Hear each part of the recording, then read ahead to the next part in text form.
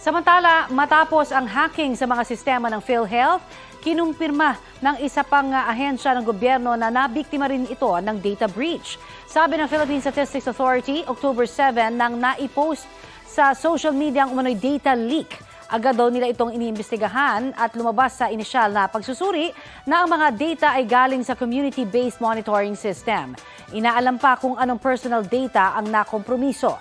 Tiniyak naman ng PSA na hindi nadamay ang Philippine Identification o National ID System at ang Civil Registration System o yung para sa birth, death at marriage certificates. Tutulong daw sila sa mga otoridad hanggang mahuli ang mga may sala.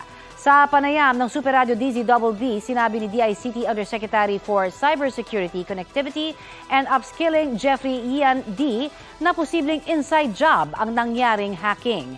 Babala ng mga eksperto sa cybersecurity, pwedeng gamitin ng mga scammer at ng ating personal information. Kaya ang laging payo nila, mag-ingat sa online transactions at pag-input ng mga impormasyon sa mga website. Regular ding magpalit ng mga password para di mabiktima ng online scam.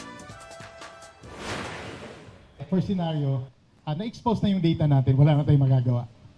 So, pangalawang scenario, gagawin ng mga scammers, gagamitin tong mga ID na to. So, kukuha ng... Identity theft.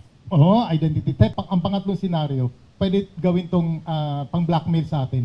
Pwede pag-extort, tatawagan yung mga kaibigan natin o kamag-anak natin, ay si Art na disgrasya, di ba? Ito yung nakatira sa ganitong address. Balita ko, may tututukan kayo tuwing 11 a.m. sa GTV.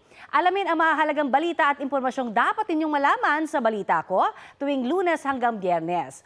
Mag-subscribe din po sa GMA Integrated News sa YouTube. Sa mga kapuso naman abroad, maaari po kaming masubaybayan sa GMA Pinoy TV at www.gmanews.tv.